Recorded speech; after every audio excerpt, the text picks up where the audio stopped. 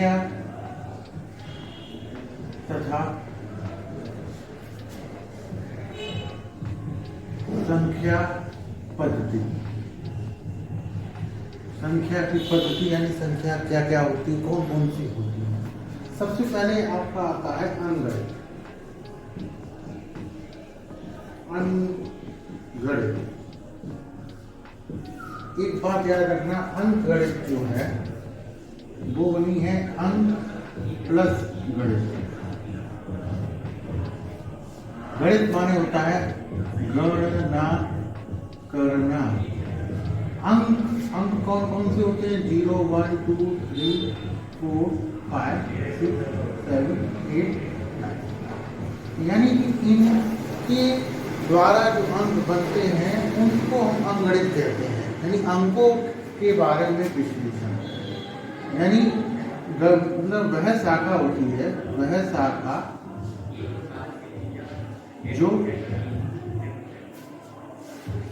अंकों के बारे में, अंकों तथा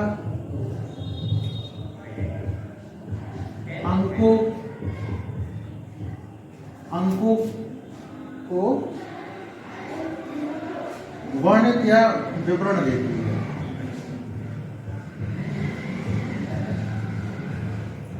सीधी सी बात है, अंकों के बारे में बताने वाली बात सबसे यही एक शाखा है जो अंकों के बारे में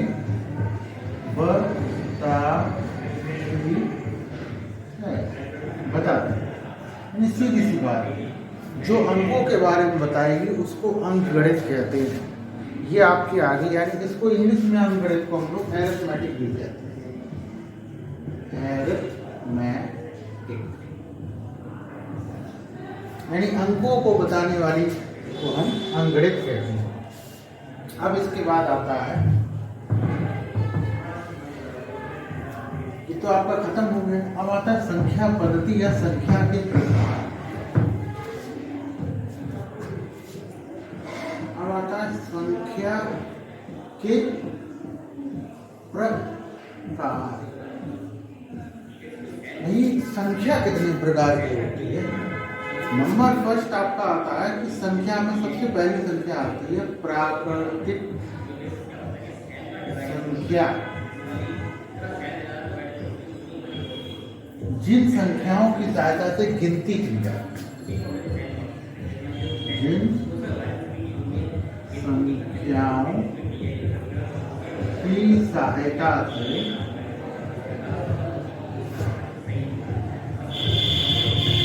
गिनती की जाती है,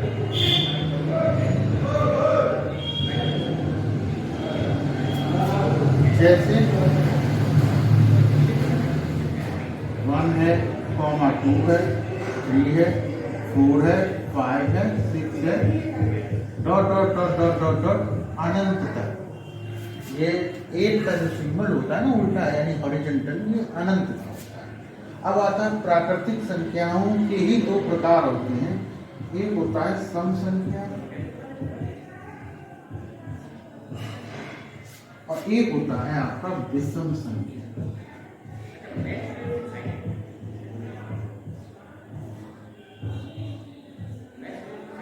सम संख्या क्या होती है? वे संख्याएं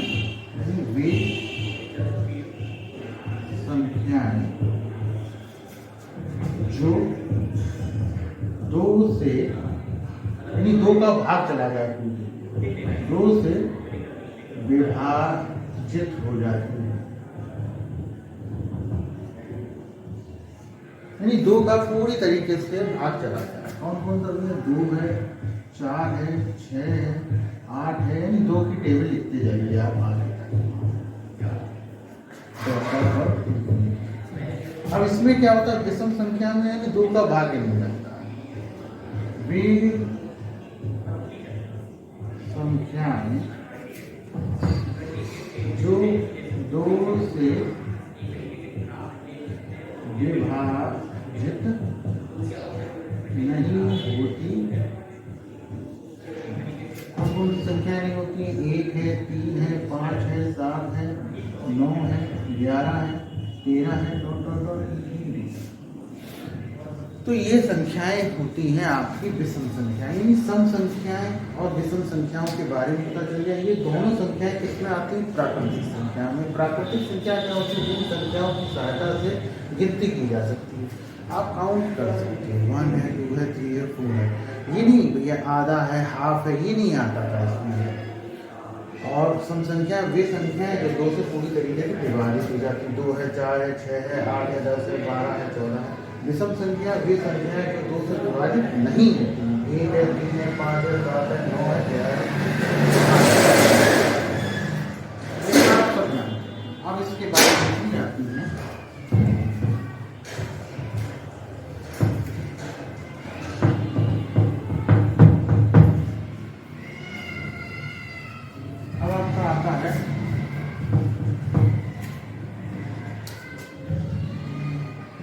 पूर्ण संख्या। पूर्ण संख्या क्या होती है? जीरो सहित, यानी जीरो को आपको लेना है, जीरो से खोज हो गई थी, जीरो सहित प्राकृतिक संख्याओं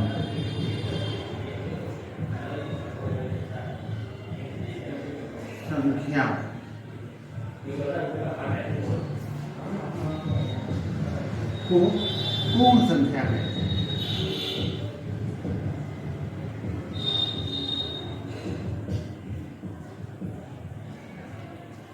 जैसे आपका एग्जाम्पल है, मैं आपको बताता हूँ। 0 है, 1 है, 2 है, 3 है, 4 है, 5 है, 6 है, 7 है, 8 है, डॉट डॉट डॉट। इसके बाद आपका आता है पूर्णांक। पूर्णांक संख्या क्या होती है? यानी कि धनात्मक एवं ऋणात्मक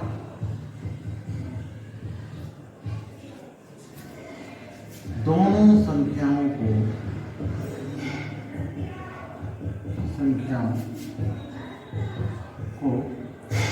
पूर्णांक संख्या कहते हैं। इसका एग्जाम्पल के तौर पे आप अच्छी तरह से, जैसे कि माइनस, अब इन्फिनिटी से मान लीजिए, माइनस इन्फिनिटी है, -4 मान लीजिए, डॉट डॉट डॉट डॉट। उसके बाद -3, -2, -1, 0 है, 0 के बाद +1 है, +2, +3, +4, तो ये जो संख्याएं होती हैं आपकी, तो इन्हें कहते हैं। इसमें ये जो संख्याएं हैं, ये हैं ऋणात्मक।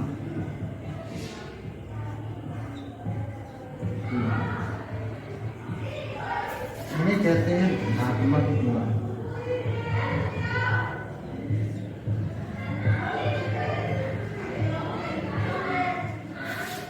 तो ये चीजें आप याद रखें। यानी कि एक बात और याद रखना, -4 जो है वो छोटा है -3 से। इसका जो बढ़ता हुआ क्रम होता है वो ये होता है, इसको कहते हैं हम लोग बढ़ता हुआ, जिस रूप में बढ़ रहा है। यानी कि -4 बड़ा है, -4 से बड़ा है -3, -3 से बड़ा है -2, -2 से बड़ा है -1, -1 से बड़ा है 0, 0 से बड़ा है +1, +2, +3, +5। इसी से एक नंबर रेखा और आ रही है। अगर आप चाहें तो स्केल खींच के लाइन से आप नंबर रेखा यानी एक सरल रेखा बना सकते हैं। तो यानी धनात्मक और ऋणात्मक संख्याओं जो दोनों होती है उसको पूर्णांक संख्या कहते हैं। ये पूर्णांक वाला टॉपिक खत्म हो गया, पूर्ण संख्या वाला हो गया। अब आप इसके बाद देखिए,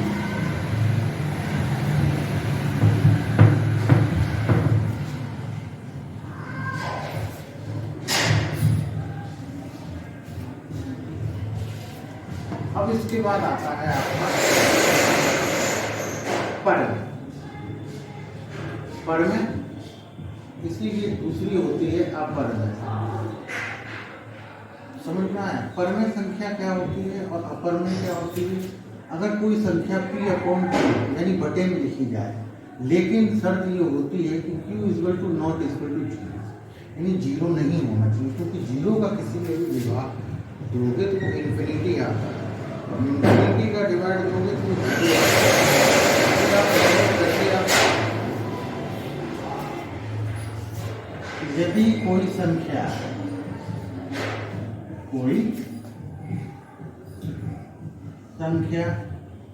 P/Q के रूप में लिखी जाए या लिखते हैं, वो आपकी परमेय संख्या कहलाती है। परमेय संख्या जैसे आपको मैं बता दूं 1/3, 1/2, 4/6, ये डॉट डॉट डॉट। तो ये होती हैं वे संख्याएं जो P/Q के फॉर्म में नहीं लिखी जाती, के रूप में नहीं लिखी जा सकती हैं। जैसे भैया एक तो पाई मान लीजिए, पाई का मान 22/7 होता ही है, होता नहीं है, इसका दशमलव में मान होता है, डॉट डॉट डॉट डॉट चलता है। √2 की वैल्यू आप निकालोगे 1.414 डॉट डॉट डॉट डॉट आती है। √3 की वैल्यू निकालेंगे तो आपकी आती जाएगी भाई 1.73 dot dot dot dot dot. इनका अंत नहीं होता है, यानी निकलता जाएगा निकलता जाएगा निकलता जाएगा, भाग देते जाएंगे, आप थक जाएंगे, अंत तक कटेगा। जैसे 3√82 है, इसका मान ये भी डॉट डॉट डॉट डॉट आगे चलता जाता है। तो इनको परमेय अपरमेय संख्या कहते हैं, जिसको P/Q के फॉर्म में नहीं लिख सकते, यानी बटे के रूप में नहीं लिख सकते, 1/2, 1/3 के रूप में। परमेय संख्या को आप 1/2 के रूप में लिख सकते हो। ठीक है, एक बात और याद रखना,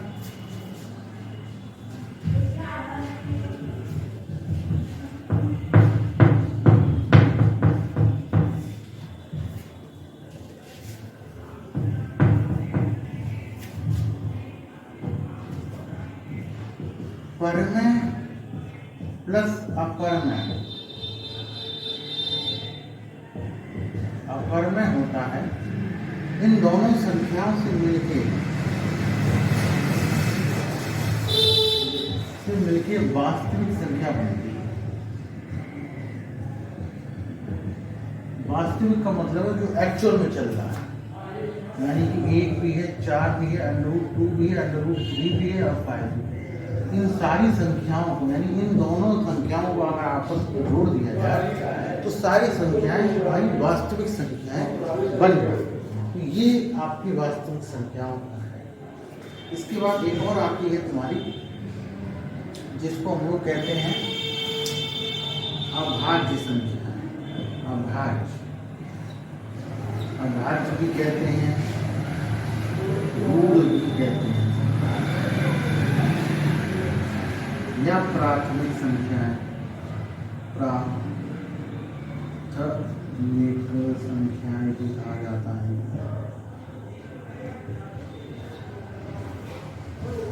यानी वे संख्याएं जो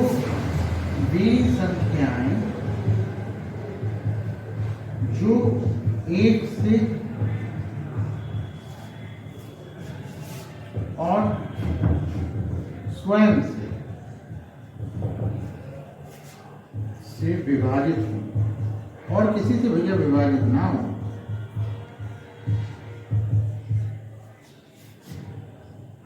उन्हें हम अभाज्य संख्याएं कहते हैं। जैसे भैया एक एग्जाम्पल आप लिख लीजिए, अच्छी तरह समझ पाएंगे। 2 है, 3 है, 5 है, ये 1 से भी चली जाएगी, 2 से जाएगी, ये 3 से ही जाएगी और किसी से नहीं जाएगी।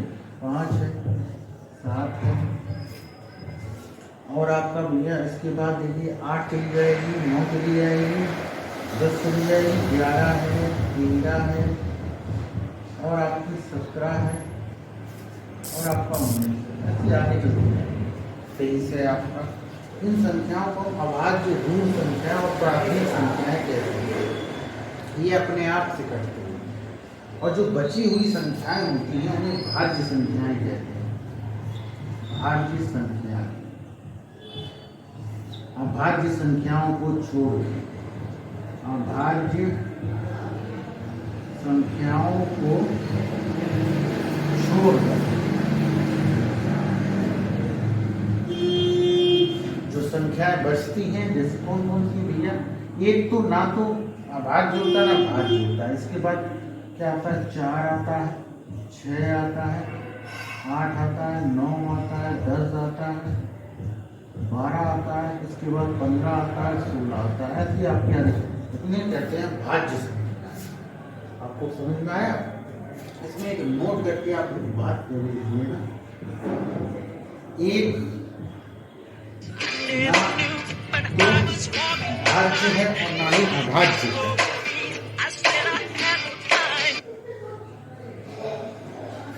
एक ना तो भाज्य है और ना ही अभाज्य।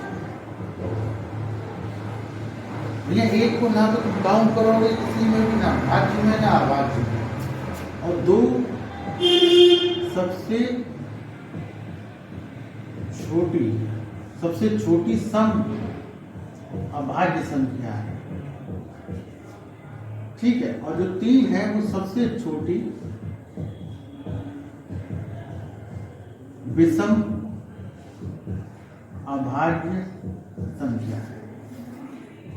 तो ये बात याद रखना, एक ना तो आपकी भाज्य है ना ही अभाज्य है, 2 जो है सबसे छोटी सम अभाज्य संख्या है, 3 सबसे छोटी विषम अभाज्य संख्या है। एक बात और इसी में देख लो भाई, आपको बताएं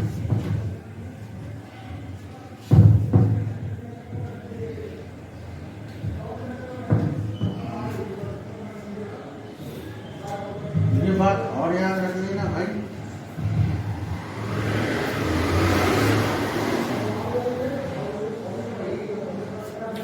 अगर सम संख्या और सम संख्या का करा जाए तो हमेशा सम आएगा, या सम का माइनस यानी अंतर किया जाए तो भी आपका सम आएगा।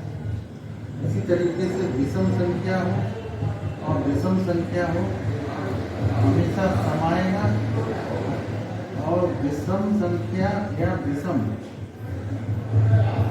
सम आएगा। कैसे आएगा भैया, सम संख्या कोई ले लीजिए आप, 2 ले लीजिए, 2 के बाद सम संख्या 4 ले लीजिए, जोड़ेंगे तो 6 सम ही तो आ रहा है। 4 और 6 का 2 का अंतर करिए तो 2 सम ही तो आ रहा है।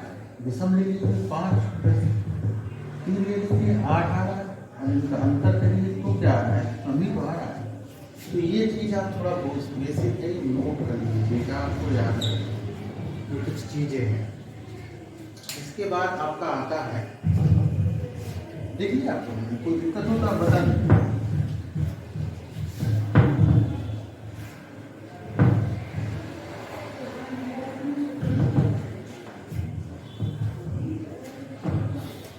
अब आप देखिए, इसके बाद आपका आता है सह अभाज्य संख्या। सह अभाज्य संख्या कौन सी होती है आपकी, सह अभाज्य संख्या होती है वे संख्याएं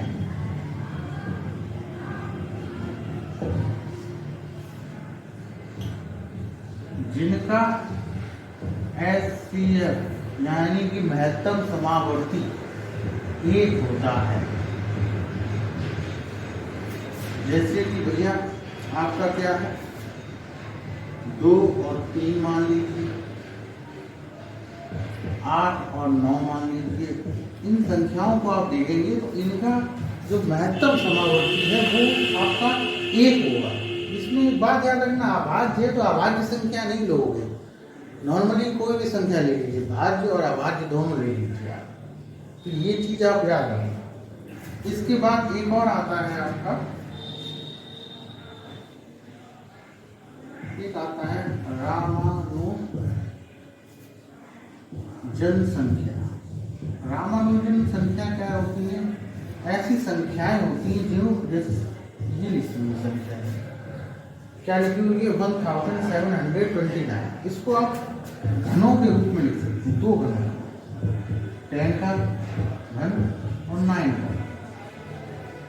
इसको आप 12 का क्यूब लिख दीजिए और 1 का क्यूब लिख दीजिए, तो ये आपकी संख्याएं बन जाती है।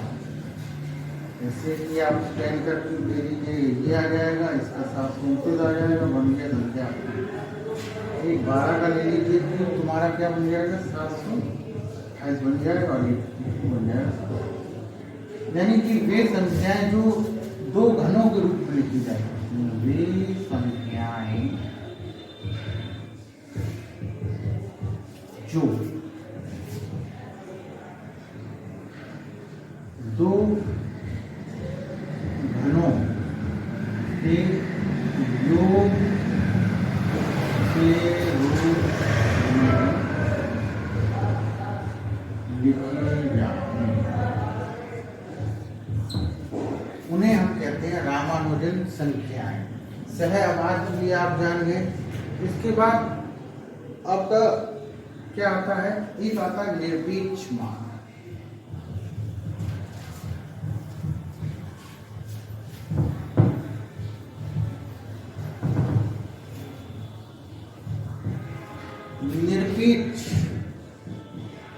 निरपेक्ष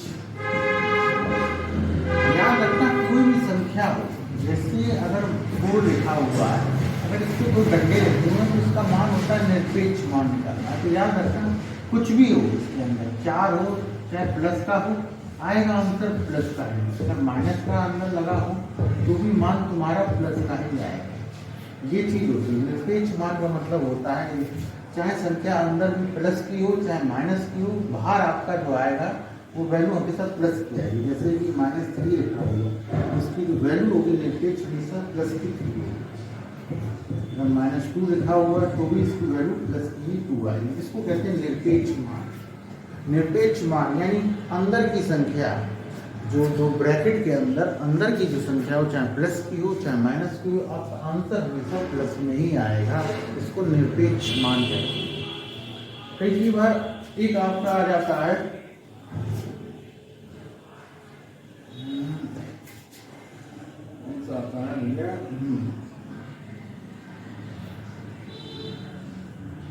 अंकित मान। ये होता है अंकित मान। क्या होता है अंकित मान? नेज मान, और एक होता है आपका जातीय मान, इसको कहा जाता है जातीय मान। ये किसी वैल्यू का फिक्स होता है। जैसे कि आपसे कहा जाए 498 संख्या लिखी, इसमें 9 का अंकित मान बताइए, 9 का अंकित मान बताइए, अंकित मान बताइए। तो अंकित मान या जातीय मान या नैज मान होगा वो वही होगा, यानी 9 ही होगा। लेकिन स्थानीय मान जो होता है, स्थानीय मान अगर पूछा जाए 9 का स्थानीय मान, तो स्थानीय मान 9 का क्या होगा? इकाई ढाई अंक पे है, यानी आप सीधी सी बात है 9 लिखेंगे, यहाँ 1 अंक 0 है तो 90, तो 90 होगा। यानी 9 का स्थानीय मान कितना होगा? 90 होगा। तो ये आपका एक प्रकार से बेसिक है। संख्याओं के प्रकार हैं, संख्या कौन कौन सी होती है, कैसी होती है, क्या होती है, ये चीज़ें आपकी चल रही हैं। ठीक है। इसके बाद एक चीज़ और आ जाती है,